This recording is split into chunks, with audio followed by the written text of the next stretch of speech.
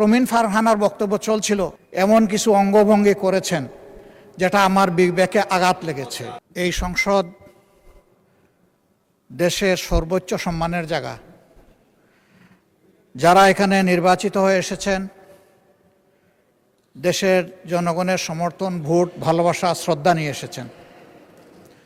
আমরা সকল সদস্যের প্রতি শ্রদ্ধা জানিয়ে বলবো, কোনো সংসদ সদস্য যখন দাঁড়িয়ে কোনো কথা বলবেন, তা নিয়ন্ত্রণ অথবা তাকে এলাও করার একক এখতিয়ার হচ্ছে মাননীয় স্পিকারের।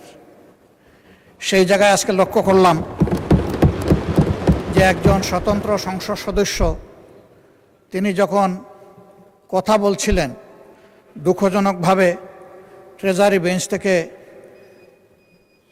সম্মানিত কিছু সদস্য এমন কিছু অঙ্গভঙ্গি করেছেন যেটা আমার বিবেকে আঘাত লেগেছে।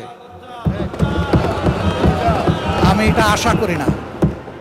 এমনকি আমি এও লক্ষ্য করলাম, একবার দুইবার নয়, 4 বার 5 বার নির্বাচিত হয়ে এই সংসদে যারা এসেছেন তাদের কেউ কেউ এই কাজটা করেছেন। আমি এখানে তাদের নাম বলে আমি নিজে লজ্জা পেতে চাই না। সংসদে কি হচ্ছে আমরা কিছুই বুঝতে পারছি না। আর শেষমেশ যখন